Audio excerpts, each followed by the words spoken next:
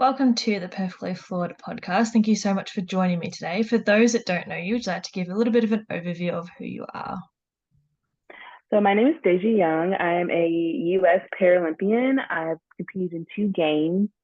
I started as a Paralympian in 2015. I was actually injured at birth. When I was born, I was a big baby, and I got stuck on my mom's pelvic bone, and they ended up pulling on me a little too hard and tearing all the nerves and muscles in my right shoulder. So I have brachial plexus, basically means I don't have full function of my right arm. So sitting right in front of you right now, you can't tell anything is wrong. Like, look at my hands; they look like fine. But when I run, you can tell. That's the only time you really can tell at all that anything is wrong. I played sports my entire life, and U.S. Paralympics kind of came on my radar again, like I said, in 2015, and it's been kind of a whirlwind from there. I've been to two games. I've been to Rio and Tokyo, and I've been to three world championships, and here we are today. I mean, some crazy achievements in there, but I think we should sort of go back to the beginning. What was it like growing up, sort of having like restricted movement and having that, disability? Yeah, absolutely. So I had three surgeries before the age of six. So I had a nerve replacement, a muscle replacement, and kind of like a plastic surgery to make everything like look good and like look just like a regular arm. But growing up, my doctors basically told my parents, let her be a kid, play sports, do whatever she wants to do as her physical therapy. And so my parents were really adamant about me just being a kid. Let me play every sport under the sun. I suck at soccer. I cannot run and kick the ball to save my life. I'm really bad at basketball. That's just a whole nother story. But my parents were very just kind of like the parents who say you put your mind to it, you can do it. So I felt like I could do anything. I can go to the moon if I wanted to. And so it was really hard because I didn't think I was different until I started getting bullied in middle school. Kids suck. And so once I started getting bullied, I was like, am I different? My parents were like, no, you're not different. I'm like, I think I am different, but if you say so, all right, I guess. But yeah, high school, I was bullied all through high school, and I found a college that I found home in, and I wasn't bullied and was accepting, and I found this whole new world of just like a community where I finally found people who understood the struggles of having a disability. Yeah. So how did you sort of transition to sport? Like, you said that you got up around sport and there was, your parents sort of encouraged it to do anything that you put your mind to. How did you then sort of transition into sport and then how did you get to where you are now? So I played sports from like since I can remember. So I remember playing like on a co-ed basketball team when I was six, co-ed soccer team when I was like seven, and then just playing all kinds of sports. But when I got to middle school, my parents kind of gave me the options of like picking what I wanted to do. So like softball or volleyball. And I kind of chose those two as my two main sports. I did not like track. I thought running track was stupid. I'm like, who wants to run for fun? Like that, not me at all. But yeah, and then came high school and I was like, oh, okay, let's see like where I can go. I grew up in Texas. I still live in Texas, and Texas is a very competitive state when it comes to sports. So like softball, I was like, I don't think I'm gonna be able to get a scholarship. I want to go to school so my parents don't have to like pay for anything. And I was like, volleyball, I'm 5'6". There's no way I'm gonna be able to play anything at like volleyball. So I went ahead and tried out track, and I loved it, and I was actually really good at it. When you're good at something, you're like, oh yeah, I want to keep doing this because I'm good at it. It was kind of one of those things. And then it became something I just really liked. I like to go for runs. I like to do all kinds of things that involved running. I like to do extra practices. My dad and my mom both were track athletes, so they like love that I loved track. So yeah, and I finally got recruited to go to college, and I signed with Wichita State University, and I had a great 4 years there. And I ended up meeting a Paralympic coach my sophomore year in 2015, and he was like, "Are you interested?" My coach was like, "I don't know if you will like take offense, but do you want to be a Paralympian?" And I was like, "I don't even know what that is." We did our research, and I was like, "Oh, this is cool! I get to travel for free around the country and get paid for it, and I get to wear cool uniforms for Team USA. Hell yeah, I'm gonna go."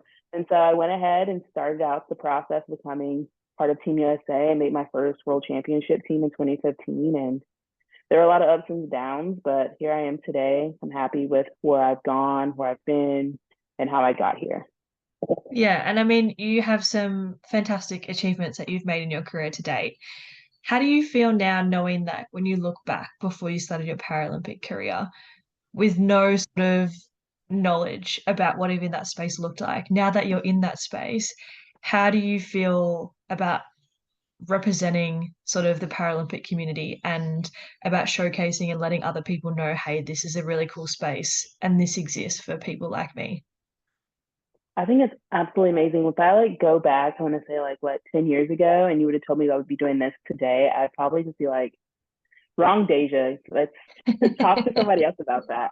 But now that I get to talk about this kind of stuff and like really just be a part of the community where I can just share and educate individuals on like what disabilities are, what language to use, I think it's really cool. And it kind of opens up so many different doors that I didn't think that could be open because I was like, well, in my community, we call them invisible disabilities. So you can't really see my disability until I compete. So it was really hard for me at first to kind of like find my footing, find my spacing, find my voice. But now that I've found my voice and I can able to speak on other disabilities or just my own or the invisible disabilities like mental health, I'm able to share that, and having that platform really means a lot to me. So whatever I post, whatever I say, I take with care. If you look at my Instagram, my husband's always like, your captions are really long. And I'm like, well, I want people to like read these captions and like take away something from that. I don't want them to just like, oh, it's just another picture on Instagram. I want them to really just like, who cares about the picture? Whatever I'm saying, I want them to take that in and be like, hey, like, I left with a little piece of like something after reading this post because social media is such a dark hole. I want to bring some light to that dark hole. Yeah, and we'll come back to that because there's definitely a topic that I want to delve into further. But Yeah. before that, what was it like when you made your first sort of senior team for the United States? It was amazing. I was a kid. I was 19. I was kind of just like head in the clouds, kind of like, oh, okay, this is fun. Whatever happens, happens. Like, I don't know. I'm just here. Like, I really wish something could go back to that mindset because it was kind of just like there was no pressure.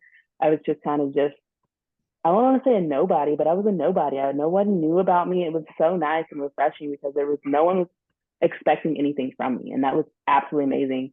I made my first team, and I was in school, but I was also a full-time student, full-time athlete in school, and now diving into the professional world and having to travel while in school, being an athlete and a student. It was really hard to like juggle all those different things because in college you want to be able to be social, hang out with your friends, you want to keep up with your schooling, you want to do all these different things, but then you throw in traveling to a different country that's like 12 hours ahead of you, and you're just kind of like, how do I continue to be in this space? So it was really hard.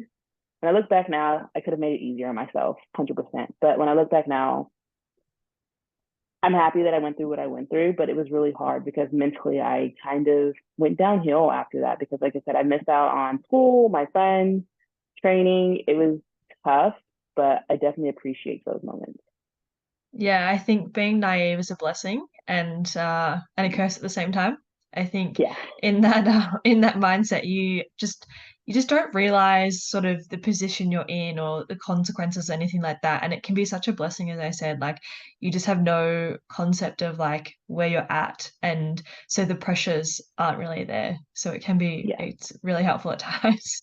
Yes.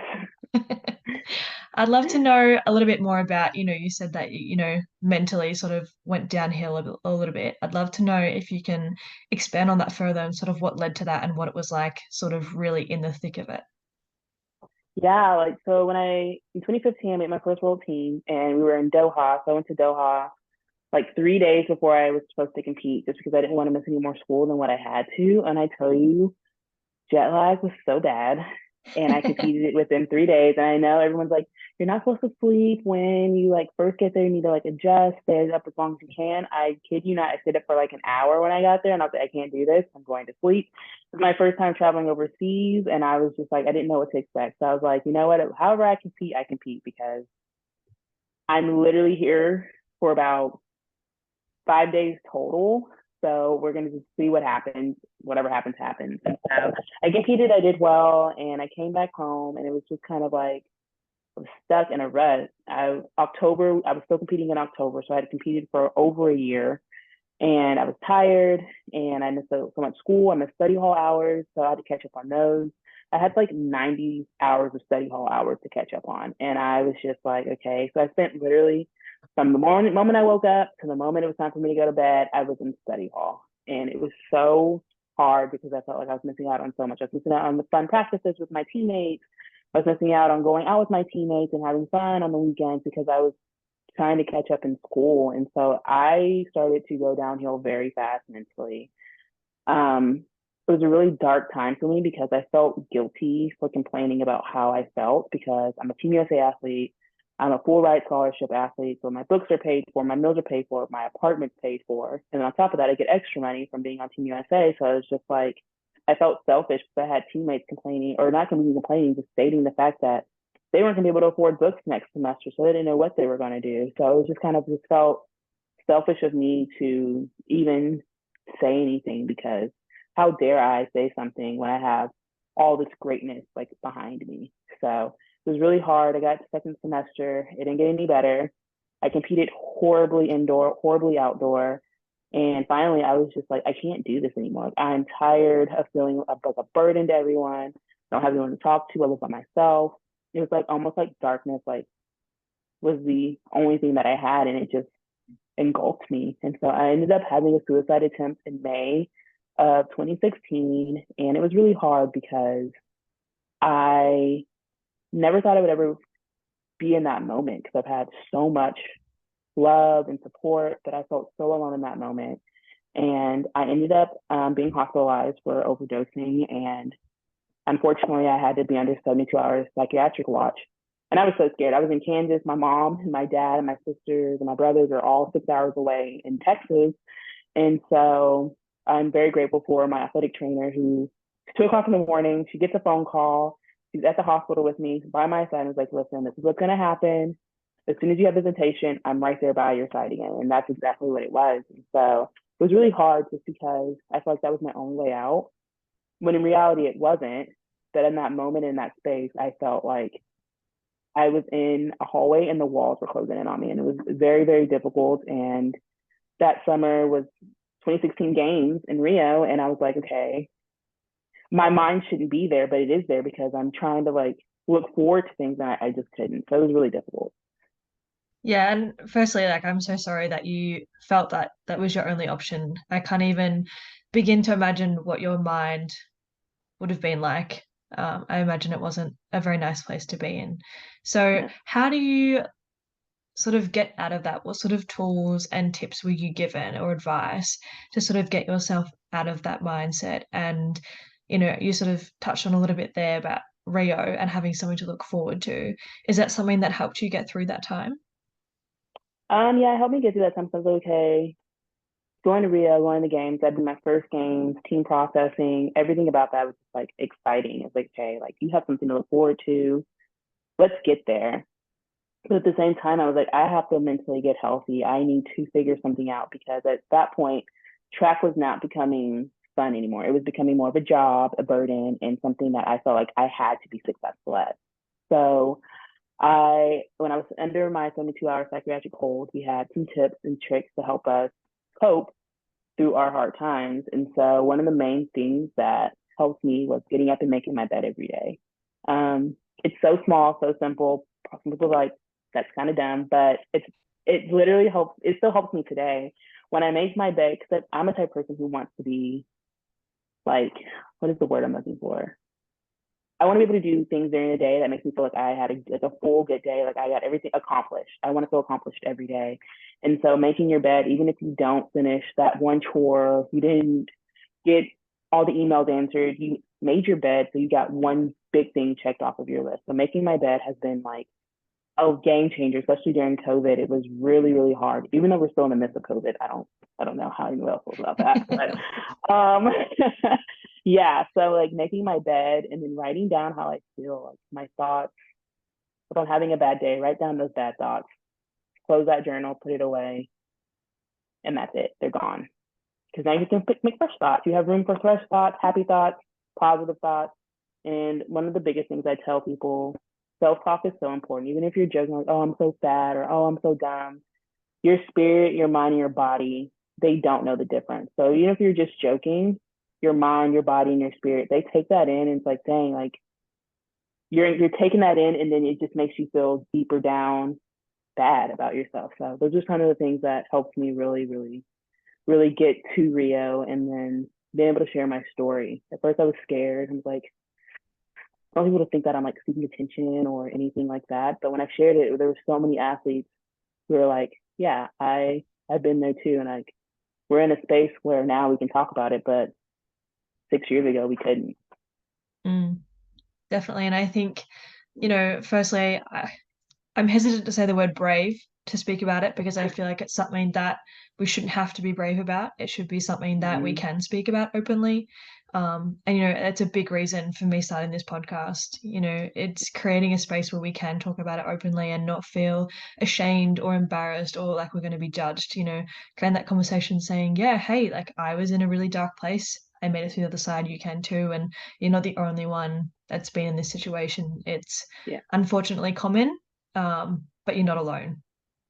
Yeah, absolutely. I 100% agree. Like I said, something we should be brave at, like be brave. For instance, Simone Biles, she came out and said, I can't compete because mentally I'm not okay. And everyone's like, oh my God, that's so inspirational of you. I was like, sometimes us athletes, even some of us humans, or just people who aren't athletes, are seen as just like, you're supposed to be tough, you're supposed to be strong. And it's like, no, I'm not Superman. I have feelings. I get sad sometimes. And sometimes I want to talk about my feelings. I want to tell people how I feel because there's other people out there who feel the same way.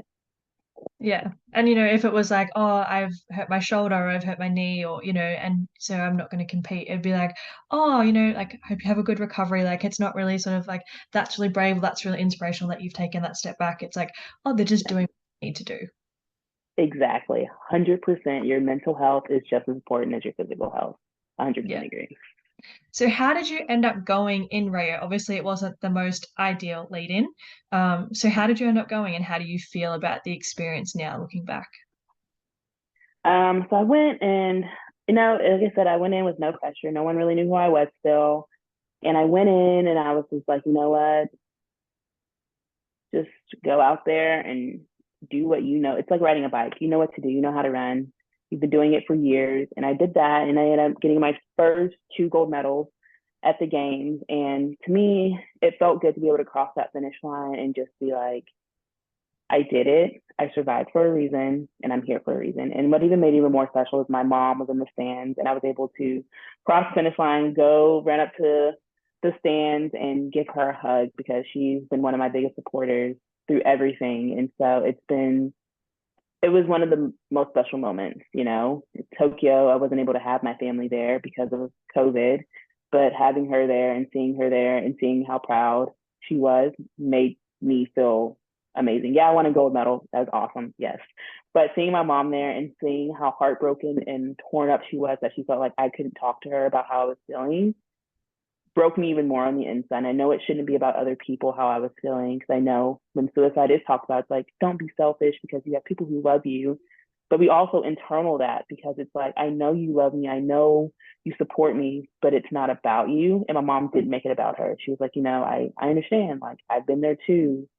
When you're ready to talk, let's talk. And so having her in those stands after I crossed that finish line was just like amazing. I was smiling before I even crossed the finish line. Mom was like, you were cheesing before you even finished. I was like, yeah, I know. Yeah. I love that you touched on that. I think that's a really important thing because suicide can be sort of perceived as to be really selfish. You've left all these people behind and, they made a choice. It's like, well, it's not quite like that. That, there's so much more to it than that. Yeah, Yeah. absolutely. I agree. And, it's just like, I want people, the reason why I talk about it so much and why I harp on this, I want people to know that whatever you decide to do or whatever you want to do, just know that you are loved and you are heard.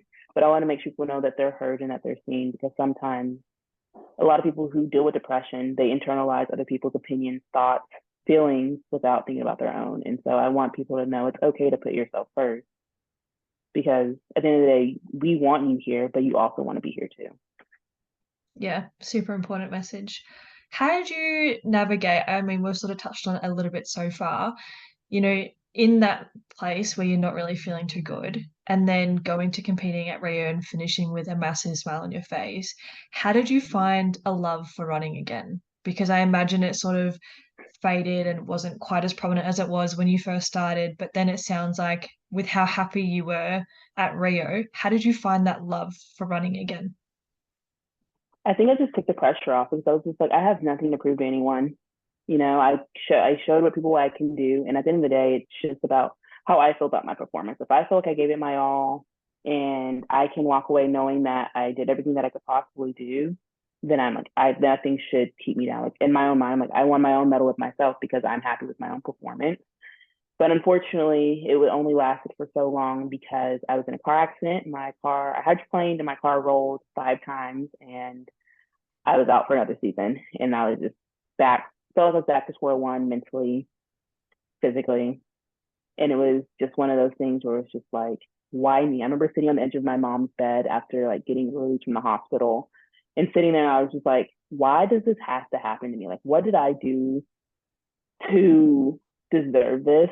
Why am I the one who is constantly having to suffer? There's so many horrible people out there in the world, and I'm getting the short end of the stick once again. And so it was hard. 2017 was just another year where I had to figure out my mental health and to compete at the highest level and try to navigate through that and try to be successful. Yeah. And how were those years following, the accident and getting back into your career? How would you describe your career after that? My career was pretty good. I went to London and I won 2 gold medals at World Championships. I was like on this high again. I'm like, yes, do this. I'm about to graduate from college. What's next? I moved out to California and it was a dead year. And then again, it was just like I was by myself. I was isolated. I was sad. And I was just like, great, here we go again. And then 2019 rolled around, and I will always say, still, I'm still going forward, but 2019 was one of the best years I've ever had.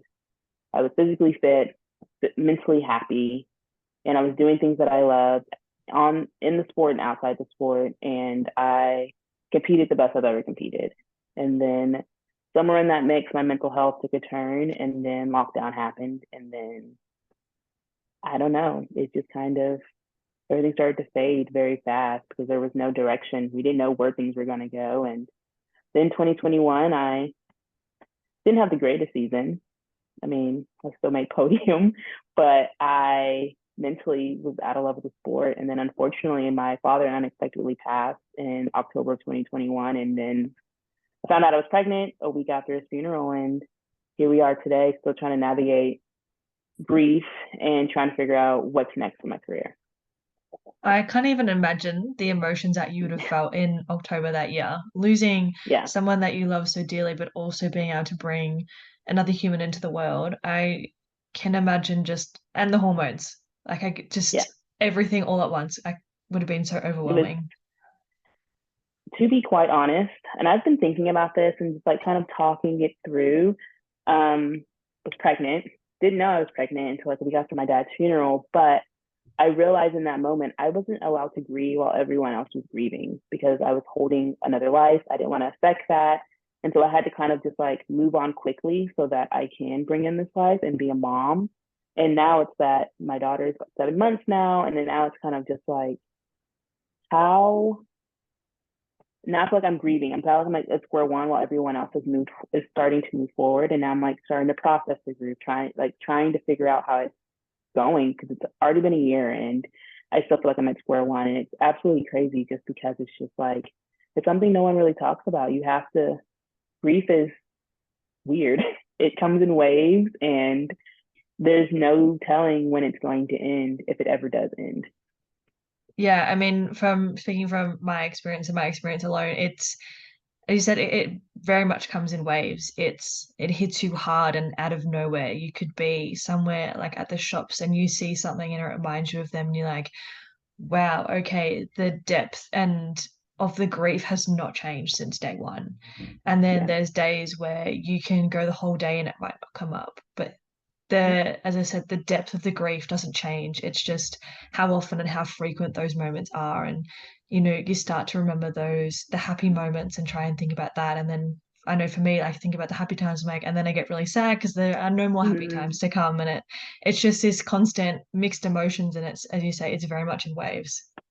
Yeah. Yeah, exactly. It's something it's weird to explain, especially when it's a parent and you're just kind of like, what am I supposed to do? You still have one parent still left. You want to appreciate those times, but it's so hard not to wish that that parent was still here too, even though the parent that is still here is trying their best to be both at the same time, even though all of my siblings were all adults, but it's just like, we miss our dad. We want him back. We want to be able to enjoy his company again. So yeah, it's been very hard mentally trying to navigate that and being a mom and trying to continue to compete and trying to continue to train for Paris. It's just been like a lot.